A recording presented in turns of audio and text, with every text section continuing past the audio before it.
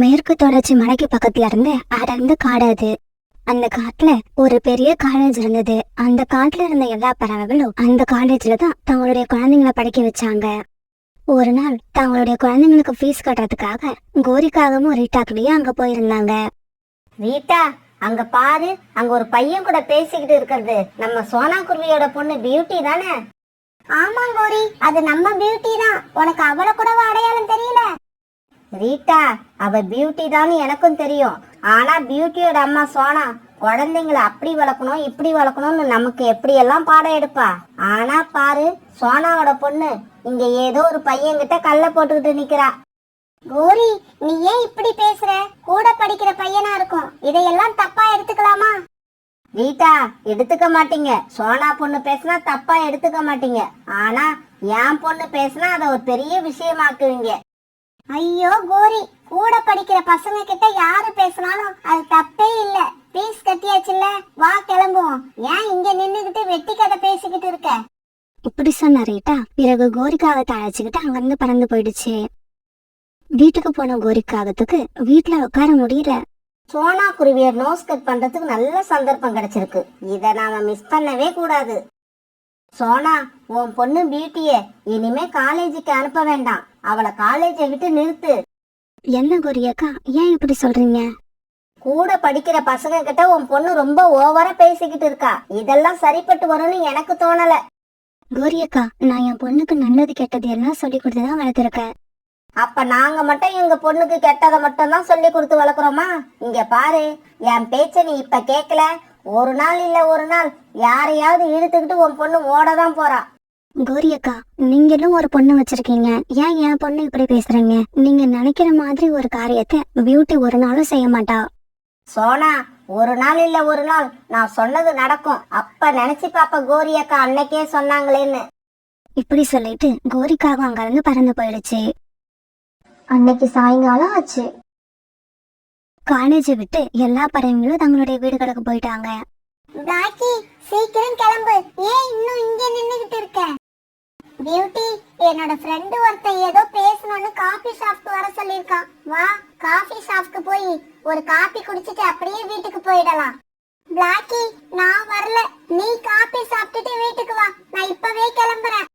Beauty இப்படி சொன்னதும் Blackie பியூட்டியோட சாதத்தை தூக்கிட்டு காபி ஷாப் நோக்கி பறந்து போச்சு. பிளாக்கி, நில்லு, நான் சொல்றத கேளு. ஆனா பிளாக்கி நிக்கவே இல்ல, பறந்து போய்கிட்டே இருந்தா. பிறகு வேற வழி இல்லாத பியூட்டியும் பிளாக்கி பின்னாடியே பறந்து போச்சு. இப்படி போன பிளாக்கி ஒரு காபி ஷாப்புக்கு போச்சு. பியூட்டி, ஏன் அங்க உட்கார்ந்துருக்க? இங்க எங்க கூட வந்து உட்காரு. இல்ல இல்ல, நான் இங்கேயே உட்கார்ந்து காபி சாப்பிடுறேன். பிளாக்கியும் பிளாக்கியோட பாய் ஃப்ரெண்டும் பேசிக்கிட்டே காபி சாப்பிட்டாங்க. பிறகு காபி சாப்பிட்டு முடிச்சாலும் பிளாக்கியும் பியூட்டியும் தங்களோட வீடுகளுக்கு பறந்து போனாங்க. பிளாக்கி, காலேஜ் விட்ட உடனே வீட்டுக்கு வராம இவ்வளவு நேரம் என்ன பண்ணிக்கிட்டு இருந்த? கோரிக்காக இப்படி கேட்டதும் பிளாக்கிக்கு ரொம்ப பயமாயிடுச்சு. அம்மா, அந்த பியூட்டி இருக்கால, அவ மார்க்கெட்டுக்கு போய் ஏதோ பொருட்கள் வாங்கணும்னு சொன்னா. அவ கூட மார்க்கெட்டுக்கு போயிட்டு வந்ததுல லேட் ஆயிடுச்சு. பிளாக்கி, நான் உன்கிட்ட எத்தனை தடவை சொல்றது அந்த பியூட்டி கூட அதிகமா பழக்கம் வச்சுக்காதன்னு. ஆனா நீ நான் சொல்றத காதுல வாங்கறதே இல்ல. இதுக்கப்புறம் உன்னை நான் அந்த பியூட்டி கூட பார்த்தேன், அவ்வளவுதான். பியூட்டி கூட சேர்ந்து வந்ததுக்காக இந்த மாதிரி பிளாக்கிய கோரிக்காக ரொம்பவும் கோவமா திட்டுச்சு. மறுநாள் பொழுது விடிஞ்சிச்சு. மறுநாள் காலையில இந்த விஷயம் எதுவும் தெரியாத பியூட்டி பிளாக்கிய கூப்பிடறதுக்காக அவங்க வீட்டுக்கு வந்தது. கோரி ஆண்டி, பிளாக்கிய கூப்பிடுங்க. பியூட்டி, நீ என்ன காலேஜுக்கு போறியா இல்ல ஏதாவது சினிமாவுக்கு போறியா? இவ்வளவு மேக்கப்போட வந்திருக்க? ஆண்டி, எனக்கு மேக்கப் போடுற பழக்கமே கிடையாது. அப்புறம் பிளாக்கிய சீக்கிரம் கூப்பிடுங்க, காலேஜுக்கு டைம் ஆகுது. இங்க பாரு பியூட்டி, நாளையில இருந்து நீங்க வந்து பிளாக்கிய அழைச்சிக்கிட்டு போக வேணாம். பிளாக்கிக்கு காலேஜுக்கு போக வழி தெரியும், அவ தனியாவே வந்துருவா. கோரிக்காக இப்படி சொன்னதுக்கு பியூட்டி எந்த பதிலும் சொல்லல.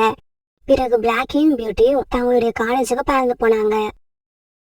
ஒரு நாள் மார்க்கெட்டுக்கு போயிருந்த கோரிக்காகவும் அங்க வந்திருந்த ராணிபுராவை பார்த்துட்டு இப்படி பேச ஆரம்பிச்சது. ராணி, சோனா குருவியோட பொண்ணு பியூட்டிய பாத்தியா?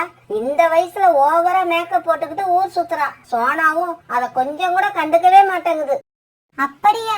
எனக்கு ஒண்ணும் அந்த மாதிரி தெரியல. பியூட்டி சாதாரணமாவே நல்ல கலரு, அதனால நீங்க இப்படி சொல்றீங்கன்னு நினைக்கிறேன். ஐயோ ராணி, உனக்கு ஒண்ணுமே தெரியல. பியூட்டியோட பழக்க வழக்கம் சரியில்லை. நிறைய ஆண் பறவைகள் கூட பேசிக்கிட்டு இருக்கு. இதனாலயே நான் என் பொண்ணு பிளாக்கிய பியூட்டி கூட சேர வேண்டாம்னு சொல்லிட்டேன். ஏன்னா அவ கூட சேர்ந்து என் பொண்ணும் கெட்டு போயிடக்கூடாது பாரு. இவங்க இப்படி பேசிக்கிட்டது எல்லாம் பக்கத்து கடையில நின்றுட்டு இருந்த சோனாக்குருவியும் காதுல வாங்கிடுச்சு. கோரி அக்கா, உங்களுக்கு உங்க பொண்ணு எப்படியோ அதே மாதிரிதான் எனக்கு என் பொண்ணு. எதுக்கு என் பொண்ணை பத்தி இப்படி அபாண்டமா பேசுறீங்க? இங்க பாரு சோனா, நான் சொல்றதெல்லாம் உன்னோட நல்லதுக்கு தான். பேசாம உன்ன மாதிரியே ஒரு ஏழை குடும்பமா பார்த்து பியூட்டியை யார் கையிலயாவது பிடிச்சு கொடுத்துரு. இப்படி நீ மட்டும் செய்யலன்னு வச்சுக்க, என்னைக்கு இருந்தாலும் ஒரு நாள் இந்த காட்டுல உள்ள எல்லா பறவைகளையும் அவமானப்படுத்துற மாதிரி ஒரு காரியத்தை உன் பொண்ணு செஞ்சுட்டு வந்து நிக்க போறா. ஏன் உங்க பொண்ணு பிளாக்கிக்கும் பியூட்டி வயசு தான் ஆகுது. அவளுக்கு நீங்க ஒரு மாப்பிளைய பார்த்து கல்யாணம் பண்ணி வைப்பீங்களா? சோனா, என் பொண்ணுக்கு கல்யாணம் பண்ணி வைக்க அம்மா, அப்பா, தாத்தா, பாட்டி, மாமா, அத்தை இப்படி நிறைய பேர் இருக்காங்க. ஆனா உன்னோட பொண்ணுக்கு யார் கல்யாணம் பண்ணி வைப்பா? உன்னை விட்டா வேற ஆளே இல்ல. அதனாலதான் அவசரப்பட்டு எங்க அவளா கல்யாணம் பண்ணிக்கிட்டு எங்களை தலைக்குடிய வச்சிருவாளோன்னு எனக்கு பயமா இருக்கு. இப்படி சொல்லிட்டு கோரிக்காகவும் ராணிபுராவும் அங்கிருந்து பறந்து போக சோனா மட்டும் நின்னு கொஞ்ச நேரம் அழுதுகிட்டே இருந்தது. அன்னைக்கு சாயங்காலம் வீட்டுக்கு வந்த பியூட்டி அம்மாவை பார்த்து இப்படி கேட்டது. அம்மா, என்னம்மா உங்க முகம் ரொம்ப வாட்டமா இருக்கு, ஏன் என்னாச்சு? அதெல்லாம் ஒண்ணும் இல்ல பியூட்டி. இப்ப கடைசியா எழுதின டெஸ்ட்ல உன்னோட மார்க் எல்லாம் எப்படி இருக்கு? அம்மா, வழக்கம் போல நான் தான் காலேஜ் ஃபர்ஸ்ட். ஆமா, இந்த வருஷத்தோட உனக்கு காலேஜ் முடியுது. அடுத்து என்ன பண்ண போற? என்னம்மா இது கேள்வி? நான் மேல படிக்க போறேன். நிறைய படிச்சுட்டு ஒரு நல்ல வேலைக்கு போய் உன்னை ராணி மாதிரி வீட்டுல உட்கார வச்சு அழகு பாப்பேன். ஆனா கோரிக்காவும் பாக்குற பறவைகள் எல்லார்கிட்டயும் சோனா பொண்ணு பியூட்டிய பத்தி குறை சொல்லிக்கிட்டே இருந்தது. இப்படியே சில நாட்கள் நகர்ந்துச்சு. இப்பெல்லாம் பியூட்டியும் பிளாக்கியும் காலேஜை விட்ட உடனே தனித்தனியா வீட்டுக்கு போக ஆரம்பிச்சிருந்தாங்க. பிளாக்கி இப்பவும் தன்னோட பாய் ஃப்ரெண்டு கூட காபி ஷாப் போறது நிறுத்தவே இல்ல. ஆரம்பத்துல காபி ஷாப்ல மட்டும் பார்த்து பேசிக்கிட்டே இவங்க அதுக்கப்புறம் கொஞ்சம் கொஞ்சமா நிறைய இடங்கள்ல பார்த்து பேச ஆரம்பிச்சாங்க. கடுவா, நான் உங்களை தவிர வேற யாரையும் கல்யாணம் பண்ணிக்க மாட்டேன். சீக்கிரமா ஏதாவது ஏற்பாடு பண்ணுங்க, இல்லன்னா எங்க அம்மா வேற யாருக்காவது என்ன கல்யாணம் பண்ணி வச்சிருவாங்க. பிளாக்கி, உனக்கே தெரியும் எனக்கு இன்னும் வேலை கிடைக்கல. அப்புறம் நான் இப்பவும் வாடகை வீட்டுல தான் இருக்கிறேன். அதனால கொஞ்ச நாள் கழிச்சு கல்யாணம் பண்ணிக்கலாமே. கடுவா, அதுக்கெல்லாம் இப்ப நேரம் இல்ல. நம்ம கல்யாணம் பண்ணிக்கிட்டு தூரமா உள்ள காட்டுக்கு போயிடுவோம். அங்க போய் ஏதாவது வேலை தேடிப்போம். சரி பிளாக்கி, நீ இவ்வளவு தூரம் சொல்றப்ப நான் மாட்டேன்னு எப்படி சொல்ல முடியும்? உன்னோட விருப்பப்படி நாம இன்னைக்கே இந்த காட்டை விட்டு போயிடுவோம். இப்படி பேசிக்கிட்டு இவங்க ரெண்டு பேரும் அந்த காட்டோட கடைசியில இருந்த ஒரு கோயில போய் கல்யாணம் பண்ணிக்கிட்டாங்க. பிறகு அங்க இருந்து தூரமா உள்ள காட்டை நோக்கி பறந்து போயிட்டாங்க. அன்னைக்கு கோரிக்காக ரொம்ப சந்தோஷமா வீட்டுக்கு வந்துச்சு. ஏன்னா அது பொண்ணு பிளாக்கிக்கு ஒரு பெரிய பணக்கார இடத்துல மாப்பிளைய பார்த்து பேசி முடிச்சிருந்தது. என் பொண்ணு ரொம்ப அதிர்ஷ்டசாலி. இவ்வளவு பெரிய வாழ்க்கை உனக்கு கிடைக்கணும்னு நான் நினைக்கவே இல்ல. அப்புறம் இந்த விஷயத்த உடனே போய் சோனா குருவி கிட்ட சொல்லணும். சோனா, நான் என்னோட பொண்ணு பிளாக்கிக்கு ஒரு பெரிய இடத்துல மாப்பிள்ளை பார்த்து நிச்சயம் பண்ணிட்டேன். உன்ன மாதிரி வீட்டுல வெட்டியா உட்கார்ந்திருந்தா எந்த காரியமும் ஆகாது. கோரி அக்கா, நீங்க உங்க பொண்ணுக்கு கல்யாணம் பண்ணணும்னு ஆசைப்பட்டீங்க, அதனால பண்றீங்க. ஆனா என் பொண்ணை நான் மேல படிக்க வைக்க போறேன். அவ விருப்பப்படுற வரைக்கும் அவளை நான் படிக்க வைப்பேன். படிக்க வை. கூடிய சீக்கிரம் முகத்துல கரிய பூச போறா. அப்பதான் தெரியும் உனக்கு நாம செஞ்சதெல்லாம் தப்புன்னு. இப்படி சொல்லிட்டு கோரிக்காவ தன்னோட வீட்டுக்கு பறந்து போச்சு. காலுக்காகவும் கோரிக்காகவும் பிளாக்கி வீட்டுக்கு வந்த உடனே கல்யாணம் நிச்சய செய்திய சொல்லணும்னு ரொம்ப அவளா காத்திருந்தாங்க. ஆனா பிளாக்கி வரவே இல்ல. காலேஜி, இவ்வளவு நேரம் ஆகுது, பிளாக்கி இன்னும் வீட்டுக்கு வரலையே. கோரி, வா, நாம காலேஜ்ல போய் தேடிட்டு வருவோம். இவங்க காலேஜுக்கு போனப்ப காலேஜ் கதவையெல்லாம் மூடி இருந்தது.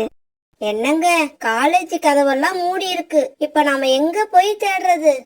பிறகு காலுக்காகவும் கோரிக்காகவும் அந்த காட்டுல உள்ள எல்லா இடங்களையும் பிளாக்கிய தேடி பார்த்தாங்க. பிளாக்கி கிடைக்கவே இல்ல. கடைசியா கோயில் பக்கம் போனப்ப அங்க இருந்த பறவை ஒண்ணு பிளாக்கி ஒரு பையனை கல்யாணம் பண்ணிக்கிட்ட செய்திய காலுக்காகத்துக்கிட்டையும் கோரிக்காகத்துக்கிட்டையும் சொல்லுச்சு. காலேஜி, நாம மோசம் போயிட்டோம். காலேஜி, மோசம் போயிட்டோம். கோரி, நம்ம பொண்ணு பிளாக்கி இப்படி பண்ணுவான்னு நான் கனவுல கூட நினைக்கல. பிறகு இந்த விஷயம் கொஞ்சம் கொஞ்சமா எல்லா பறவைகளுக்கும் தெரிய வர எல்லாரும் கோரிக்காகத்தோட வீட்டுக்கு வந்தாங்க. கோரி பாக்குறப்பெல்லாம் சோனா குருவி பொண்ணு பியூட்டிய பத்தி வாய்க்கு வந்ததெல்லாம் பேசுவல்ல, இப்ப என்னாச்சு பாத்தியா? கோரி, உன் பொண்ணு செஞ்ச காரியத்தால எங்களால தலை நிமிர்ந்து நடக்க முடியல. அப்படி ஒரு கேவலமான காரியத்தை செஞ்சிருக்கா. யார பார்த்தாலும் உங்க காட்டுல இருந்து ஒரு பெண் பறவை ஓடி போயிடுச்சுன்னு துக்க விசாரிக்கிற மாதிரி கேக்குறாங்க. ரொம்ப அவமானமா இருக்கு. இவங்களுக்கு எல்லாம் எந்த பதிலும் சொல்ல முடியாம கோரிக்காக மௌனமா நின்னு அழுதுகிட்டே இருந்தது. கோரி அக்கா, மத்தவங்கள பத்தி குறை சொல்றதுக்கு முன்னால நம்ம வீட்டுல உள்ளவங்க எந்த நிலைமையில இருக்காங்கன்னு ஒரு நிமிஷம் யோசிக்கணும். மத்தவங்கள பத்தி அபாண்டமா போய் சொல்லிக்கிட்டு அலைஞ்சா அதே மாதிரி உங்க வீட்லயே நடந்துருங்கிறது இப்போ உங்களுக்கு புரிஞ்சிருக்கும்னு நினைக்கிறேன். காட்டுல இருந்த எல்லா பறவைகளும் அந்த வயதான ஜம்ஜமோட வீட்டுக்கு வந்திருந்தாங்க. ஏன்னா அந்த வயதான ஜம்ஜம் பறவையோட உடல்நிலை ரொம்ப மோசமா இருந்தது. பறவைகளே, நான் ஏதாவது தவறு செஞ்சிருந்தா என்ன மன்னிச்சிடுங்க. நான் ரொம்ப நேரம் உயிரோட இருக்க மாட்டேன். என்னோட உயிர் கொஞ்சம் கொஞ்சமா போய்கிட்டு இருக்கு. ஜம்ஜம் அண்ணா, உங்களுக்கு ஒண்ணும் ஆகாது. உங்களுக்கு மருந்து வாங்க தான் மூட்டு சுத்தி போயிருக்காங்க. சோனா, எந்த மருந்து வந்து என்ன எதுவும் பண்ண போறது கிடையாது. என்னோட கதை முடிய போகுது. என் பையன் வெளிநாட்டுல வேலை பார்த்துக்கிட்டு இருக்கான். அவனுக்கு உங்க அப்பா இறந்துட்டாங்கன்னு கடிதம் எழுதி போட்டுடுங்க. அந்த லெட்டரை படிச்சுட்டு அவன் வந்த உடனே இந்த வீட்டுல உள்ள பொருள்கள் எல்லாத்தையும் அவங்கிட்ட ஒப்படைச்சிடுங்க. சோனா, இந்த என் வீட்டோட சாவி. இது எல்லாத்தையுமே என் பையன்கிட்ட ஒப்படைச்சிடுங்க. இப்படி சொல்லி முடிச்ச உடனே ஜம்ஜம் பறவையோட மூச்சு நின்னு போயிடுச்சு. ஜம்ஜம் பறவை இப்படி இறந்த உடனே எல்லா பறவைகளும் அழுதாங்க. ஏன்னா ஜம்ஜம் பறவை எல்லா பறவைங்க கிட்டயும் நல்ல நண்பனா பழகி இருந்தது. சரி, ஜம்ஜம் அண்ணனோட பையன் பாண்டாவுக்கு கடிதம் எழுதணும். இங்க இருக்கிறவங்கள யாருக்கு கடிதம் எழுத தெரியும்? யாருக்குமே எழுத படிக்க தெரியாதால எல்லாருமே மௌனமா இருந்தாங்க. என்னது, யாருக்குமே எழுத படிக்க தெரியாதா? அப்ப இந்த சந்தர்ப்பத்தை நாம தான் புத்திசாலித்தனமா பயன்படுத்திக்கணும். என்னது, யாருக்குமே எழுத படிக்க தெரியாதா? ஏன் தெரியாது? நான் இருக்கேன்ல, நான் ஒரு BA கிராஜுவேட். திடீர்னு கோரி இப்படி சொன்னதை கேட்டுட்டு காலுக்காக அதிர்ச்சி ஆயிடுச்சு. ஜம்ஜமோட பையன் பாண்டாவுக்கு லெட்டர் தானே எழுதணும், நான் எழுதி போடுறேன். சரி, கோரி அக்கா பாண்டாவுக்கு லெட்டர் எழுதி போடட்டும். அப்புறம் இந்த வீட்டு சாவியை நான் எடுத்துட்டு போறது என்னவோ அவ்வளவு நல்லதா இல்ல.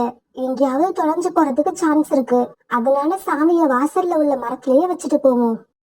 சோனா, நீ சொல்ற மாதிரி சாவிய வாசல்ல உள்ள மரத்துல வச்சுட்டு போறதுதான் நல்லது. அப்புறம் இன்னைக்கு ராத்திரியே கோரிய விட்டு பாண்டாவுக்கு லெட்டர் எழுத சொல்றேன். நான் தினமும் ஒரு முறை ஜம்ஜம் அண்ணனோட வீட்டுக்கு வந்து பார்த்துட்டு போறேன். லெட்டர் நாளைக்கு எழுதி போட்டா இன்னும் 4 நாள்ல பாண்டா எப்படியும் வெளிநாட்டுல இருந்து வந்துருவான்.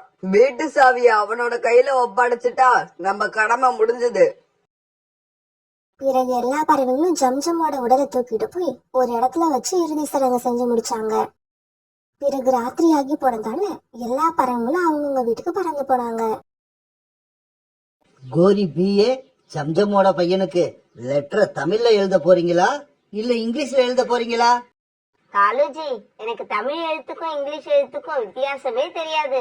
என்னால எப்படி லெட்டர் எழுத முடியும்? கோரி, அப்படின்னா நீ ஏதோ பிளான் பண்ணி தான் எழுத படிக்க தெரியும்னு அந்த இடத்துல சொன்ன, அப்படிதானே? ஆமா காலுஜி, நான் ஜம்ஜமோட பையன் பாண்டாவுக்கு லெட்டர் எழுத போறதே கிடையாது. கொஞ்ச நாளைக்கு முன்னால ஜம்ஜம் வீட்டுக்கு டிவி, ஃப்ரிட்ஜ், அலமாரி இப்படி நிறைய பொருட்கள் ஒரு லாரி நிறைய வந்து இறங்குச்சு. அது எல்லாம் ஜம்ஜம் வீட்டுக்குள்ளதான் ஏதோ ஒரு ரூம்ல இருக்கணும். அப்புறம் ஏன் கோரி நாம வெயிட் பண்ணணும்? வா, இன்னைக்கே போவோம். ஜம்ஜமோட வீட்டை சுத்தமா காலி பண்ணிட்டு வந்துருவோம். இப்படி பேசிக்கிட்ட காகங்கள் 2 பேரும் அந்த ராத்திரியில பிறகு ஜம்ஜம் வீட்டை நோக்கி பறந்து போனாங்க. பிறகு காடுக்காகவும் அந்த மரத்துல இருந்த சாவி எடுத்து ஜம்ஜமோட வீட்டை திறந்தது. வீட்டுக்குள்ள போய் பார்த்த அவங்களுக்கு ஒரே இன்ப அதிர்ச்சி. காலுஜி, நான் லாரியில பார்த்த எல்லா சாமானும் அப்படியே இந்த ரூமுக்குள்ளதான் இருக்கு. ஆமா கோரி, ஜம்ஜம் பையன் பாண்டா வெளிநாட்டுல நிறைய சம்பாதிக்கிறான் போல இருக்கு. அவன் அங்க இருந்து பணத்தை அனுப்பிவிட இங்க அவனோட அப்பா இவ்வளவு பொருட்களை வாங்கி சேர்த்து வச்சிருக்காரு. சரி சரி காலுஜி, நம்ம பேசிக்கிட்டே நிக்க வேண்டாம். ஆளுக்கு ஒரு பொருளா எடுத்துக்கிட்டு இடத்த காலி பண்ணுவோம். மீதி இருக்கிறத நாளைக்கு வந்து எடுத்துக்கலாம். இப்படி பேசிக்கிட்ட காலுவும் கோரியும் பிறகு ஜம்ஜம்மோட வீட்டுல இருந்த டிவியையும் ஒரு மரப்பெட்டையும் எடுத்துக்கிட்டு தங்களோட வீட்டுக்கு பறந்து போனாங்க. வீட்டுக்கு போன உடனே அந்த மரப்பெட்டியை ரொம்ப அவளோட திறந்து பார்த்த காலுக்காகவும் கோரிக்காகவும் ரொம்ப ஏமாற்றமானாங்க. என்ன காலேஜி, இதுல நிறைய நகைகள் இருக்கும்னு நினைச்சேனே, கடைசியா ஒரே ஒரு பழைய போட்டோ தான் இருக்கு. இப்படி பேசிக்கிட்டவங்க பெட்டியை ஒரு மூலையில தள்ளி விட்டாங்க. பிறகு மறுநாள் கோரிக்காகத்த நதிக்கரையில சோனா குருவி பார்த்தது. கோரி அக்கா, ஜம்ஜம்மோட பையன் பாண்டாவுக்கு லெட்டர் எழுதி போட்டீங்களா? லெட்டர் அவனுக்கு நேத்து ராத்திரியே எழுதி இன்னைக்கு காலையில போஸ்ட் பண்ணிட்டேன். கோரி இப்படி போய் சொல்ல சோனா குருவியும் அதை உண்மைன்னு நம்பிடுச்சு. அப்படின்னா இன்னும் 2 நாள்ல பாண்டா நம்ம காட்டுக்கு வந்துருவான். வீட்டுல உள்ள பொருட்களையும் வீட்டு சாவியையும் பாண்டா கிட்ட ஒப்படைச்சாதான் நமக்கு நிம்மதி. பிறகு ராத்திரி ஆச்சு. மறுபடியும் ஜம்ஜமோட வீட்டுக்கு காலுக்காகவும் குரிக்காகவும் போனாங்க. இந்த முறை அங்க இருந்த ஃப்ரிட்ஜ், மர அலமாரி எல்லாத்தையும் தங்களோட வீட்டுக்கு தூக்கிட்டு வந்தாங்க. வீட்டை மட்டும் பழையபடியே பூட்டி வழக்கமா சாவியை வைக்கிற இடத்துல வச்சுட்டு வந்தாங்க. அலுஜி, நம்ம வீட்டை பாத்தீங்களா? வீடு பூரா பொருட்களா இருக்கு. இதையெல்லாம் பார்க்க எனக்கு ரொம்ப சந்தோஷமா இருக்கு. கோரி, எனக்கும் சந்தோஷமா தான் இருக்கு. ஆனா மனசு ஓரத்துல கொஞ்சம் பயமும் இருக்கு. பயமா? எதுக்காக பயப்படுறீங்க? நாம மாட்டிக்கிட்டோம்னா என்ன பண்றதுன்னு தான் பயமா இருக்கு. அது எப்படி காலேஜி நம்ம மாட்டிப்போம்? வெளிப்பக்கமா பூட்டு போட்டு பூட்டி இருக்கு. சாவியும் அவங்க வச்ச இடத்துலதான் இருக்கு. அதனால இந்த பொருட்களை எல்லாம் ஜம்ஜம் வீட்ல இருந்து நாம தான் எடுத்தோன்னு யாராலையும் சொல்ல முடியாது. யாராவது நம்ம வீட்டுக்கு வந்து பார்த்துட்டு இவ்வளவு பொருட்கள் உங்களுக்கு ஏதுன்னு கேட்டா என்ன பதில் சொல்றது? காலேஜி, யார் கேக்குறாங்களோ இல்லையோ, அந்த அழுக்கு புறா கண்டிப்பா கேக்கும். அந்த புறாவுக்கு என்ன பார்த்தா எப்படிதான் இருக்குமோ தெரியல. கோரி, புறா கேக்குதோ சோனா கேக்குதோ நமக்கு அது பிரச்சனை இல்ல. கேட்டா என்ன பதில் சொல்றது? நான் என்ன தெரியுமா சொல்லுவேன்? எனக்கு கல்யாணம் நடந்தப்ப கையில பணம் இல்லாததால எங்க அம்மா எனக்கு எந்த பொருளுமே வாங்கி கொடுக்கல. இப்பதான் அவங்க கைக்கு பணம் வந்துச்சு, வாங்கி கொடுக்க வேண்டிய பொருட்களை எல்லாத்தையும் வாங்கி கொடுத்துட்டாங்க. காலேஜி, என்னோட பதில் எப்படி இருக்கு? பதில் பர்ஃபெக்டா இருக்கு கோரி. பிறகு ஒரு நாள் சோனா குருவியும் புறாவும் காலுக்காகத்தோட வீட்டுக்கு வந்தாங்க. அந்த சமயம் காலுக்காக உணவு தேட வெளியே போயிருந்தது. கோரியக்கா, இந்த அலமாரி ஏது? புதுசா இருக்கு, வாங்குனீங்களா? சோனா, அலமாரி மட்டுமா புதுசா இருக்கு? ஃப்ரிட்ஜ், டிவி எல்லாமே தான் புதுசா இருக்கு. கோரி, இவ்வளவு பொருட்கள் உன் வீட்டுக்கு எப்படி வந்தது? சோனா, என்னோட கல்யாணத்தப்ப எங்க அம்மா காலுக்காகத்துக்கு வரதட்சணைன்னு எதுவுமே கொடுக்கல. இப்ப ஏதோ நிலத்தை வித்து கொஞ்சம் பணம் வந்தது போல இருக்கு. என்ன வேணுமோ கேட்டு வாங்கிக்கடின்னு சொன்னாங்க. நான் எனக்கு தேவையானதை எல்லாத்தையும் வாங்கிக்கிட்டேன். கோரியக்கா, நம்ம காட்டுல வரதட்சணையா இவ்வளவு பொருட்கள் வந்தது உங்களுக்கு மட்டும்தான். வேற யாருக்கும் இந்த அளவுக்கு பொருட்கள் வந்ததே இல்ல. அது சரி கோரி, நீ ஜம்ஜம்மோட பையனுக்கு லெட்டர் போட்டியா இல்லையா? லெட்டர் போட்டிருந்தா அவன் இந்நேரம் வந்திருக்கணுமே. புறா, ஜம்ஜம் இறந்த அன்னைக்கு ராத்திரியே லெட்டர் எழுதி மறுநாள் காலையில போஸ்ட் பண்ணியாச்சு. ஆனா சில கடிதங்கள் வழியில மிஸ் ஆகிறதுக்கு சான்ஸ் இருக்கு. ஆமா கோரியக்கா, நீங்க சொல்றது உண்மைதான். எனக்கு வர வேண்டிய கடிதமே ஒண்ணு அந்த மாதிரி மிஸ் ஆயிடுச்சு. இப்படியே சில நாட்கள் நகர்ந்துச்சு. பிறகு ஒரு நாள் ஜம்ஜம்மோட பையன் பாண்டா வெளிநாட்டுல இருந்து திரும்பி தன்னுடைய காட்டுக்கு வந்துகிட்டு இருந்தான். கோரி கோரி, ஜம்ஜம் பையன் பாண்டா வெளிநாட்டுல இருந்து நம்ம காட்டுக்கு திரும்பி வந்துட்டான். அவன் வர்றத நானே பார்த்தேன். அம்மா இறந்த செய்தி தெரிஞ்சு வந்திருக்கானா இல்ல யதார்த்தமா வந்திருப்பானா? தெரியல கோரி. நான் என்ன நினைக்கிறேன்னா, நம்ம காட்டுல இருந்து வெளிநாட்டுக்கு போய் வர்ற பறவைகள் யாராவது அவன் அப்பா இறந்து போனதை அவனுக்கு சொல்லி இருக்கணும். அதனாலதான் அவன் வந்திருக்கான். இப்படி வந்த பாண்டா நேரா சோனா குருவி வீட்டுக்கு போனான். இவன் போனப்ப புறாவும் சோனா குருவி வீட்டுலதான் இருந்தது. பாண்டா, ஏன் இவ்வளவு நாள் கழிச்சு வர? உங்க அப்பா இறந்துட்டாங்கன்னு நாங்க உனக்கு கடிதம் போட்டோமே, அது கிடைச்சதா இல்லையா? இல்ல ஆண்டி, எனக்கு எந்த கடிதமும் கிடைக்கல. நேத்து தான் நம்ம காட்டுல இருந்து அங்க வந்த புல்புல் பறவை சொல்லிதான் அப்பா இறந்தது எனக்கு தெரியும். அப்ப கோரி கடிதம் எழுதுனதா சொன்னது பொய்யா? அப்படி சொல்ல முடியாது புறாண்ணா. சில கடிதங்கள் இடையில மிஸ் ஆகிறதுக்கும் சான்ஸ் இருக்கு. ஆண்டி, என்னோட வீட்டு சாவி யார்கிட்ட இருக்கு? பாண்டா, நாங்களும் உன் கூட வரோம். நாங்க யாராவது வச்சிருந்தா சாவி காணாம போயிடும்னு உங்க வீட்டு வாசல்ல உள்ள மரத்திலேயே தான் வச்சிருக்கோம். பிறகு சோனா குருவி, புறா, பாண்டா இவங்க 3 பேரும் ஜம்ஜம் வீட்டை நோக்கி பறந்து போனாங்க. புறா சாவி எடுத்து வீட்டு கதவு திறந்துச்சு. வீட்டுக்குள்ள போனதுமே வீட்டுல எந்த பொருளும் இல்லாததை பார்த்துட்டு பாண்டா இப்படி கேட்டான். ஆன்ட்டி, வீட்ல இருந்த பொருட்கள் எல்லாம் எங்க? வீடே காலியா இருக்கு. பாண்டா, நாங்க யாருமே இந்த ரூம்குள்ள வரவே இல்ல. உங்க அப்பா இறந்தப்ப கூட நாங்க எல்லாரும் ஹால்ல உட்கார்ந்திருந்தோம். அப்படியே போயிட்டோம். ஆன்ட்டி, நான் வெளிநாட்டுல இருந்து அனுப்பி வச்ச பணத்துல எங்க அப்பா ஃப்ரிட்ஜ், டிவி, அலமாரி எல்லாம் வாங்கி வச்சிருக்கிறதா சொல்லி எனக்கு கடைசியா ஒரு கடிதம் எழுதியிருந்தாங்க. அப்படின்னா யாராவது கதவை திறந்து உள்ள பொருட்களை எல்லாம் எடுத்துட்டு போயிருப்பாங்க. யாரு செஞ்சிருப்பா? இப்ப எனக்கு என்னமோ காலுகோரி 2 பேர் தான் இதை செஞ்சிருப்பாங்கன்னு நினைக்கிறேன். வாங்க எதுக்கு அவங்க வீட்டுக்கு போய் கேட்டு பார்ப்போம். பிறகு இவங்க 3 பேரும் காலுக்காக வீட்டுக்கு பறந்து போனாங்க. இவங்க போறப்ப காலும் கோரியும் படுத்து தூங்கிட்டு இருந்தாங்க. கோரி எழுந்துரு, கோரி எழுந்துரு. புறா இப்படி ரொம்ப சத்தமா கூப்பிட்ட உடனே காலும் கோரியும் அவசர அவசரமா எழுந்திருச்சாங்க. அழுக்கு புறா, தூங்கிக்கிட்டு இருக்கும்போது இப்படியா வந்து கத்துவாங்க? நீ கத்துற சத்தத்தை கேட்டு கொஞ்சம் இருந்தா என்னோட நெஞ்சே வெடிச்சிருக்கும் தெரியுமா? கோரியக்கா, பாண்டா வீட்டு ரூம்ல இருந்து டிவி, ஃப்ரிட்ஜ், அலமாரி இதையெல்லாம் காணுமா? உங்க வீட்டுல உள்ளது அந்த பொருட்கள் இல்லையே. சத்தியம் வேணும்னாலும் பண்றேன் சோனா. இந்த பொருட்கள் எல்லாமே எங்க அம்மா எனக்கு வாங்கி கொடுத்தது. சோனா, டிவி, ஃப்ரிட்ஜ், அலமாரி இது எல்லாம் ஒரே மாடல்ல நிறைய இருக்கும். இத வச்சு ஒருத்தவங்க பொருளை இன்னொருத்தவங்க எடுத்துட்டாங்கன்னு சொல்ல முடியாது. இந்த பொருட்கள் எல்லாத்தையும் எங்க அம்மா கடற்கரைக்கு பக்கத்துல உள்ள காட்டுல இருந்து வாங்கிட்டு வந்தாங்க. கோரி ஆன்ட்டி, நீங்க சொல்றது உண்மைதான், அத நானும் ஒத்துக்கிறேன். ஆனா இந்த மரப்பெட்டி எங்க அப்பா வச்சிருந்தது மாதிரியே இருக்கே. பாண்டா, நீ சொல்றத கேட்க எனக்கு சிரிப்பு தான் வருது. ஏன்னா இது கோரியோட அம்மா யூஸ் பண்ணிக்கிட்டு இருந்தது. இது எனக்கு வேணும்னு நான் தான் அவங்க வீட்டுல இருந்து என்னோட தலையில தூக்கிக்கிட்டு வந்தேன்.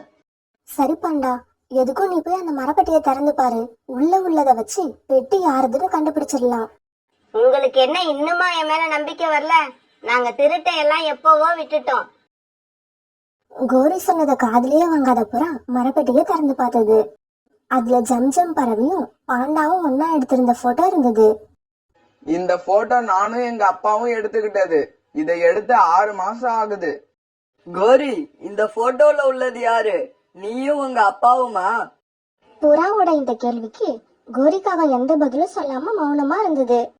கோரி காலு, உங்கள மாதிரி அவமானத்துக்கு பயப்படாதவங்க நம்ம காட்டுல யாருமே கிடையாது. பாண்டாவுக்கு கடிதம் ஏன் கிடைக்கலன்னு எனக்கு இப்பதான் புரியுது. நீங்க அவனுக்கு கடிதம் எழுதியே இருக்க மாட்டீங்க. பிறகு காலும் கோரியும் திருடி எடுத்துட்டு போன எல்லா பொருட்களையும் அவங்க 2 பேரையும் தூக்க வச்சு ஜம்ஜம் வீட்டுக்கு கொண்டு வந்தாங்க. இப்படி மனிதாபிமானமே இல்லாம எல்லாரையும் ஏமாத்த பார்த்த காலுவையும் கோரியையும் அந்த காட்டை விட்டே விரட்டி அடிச்சாங்க.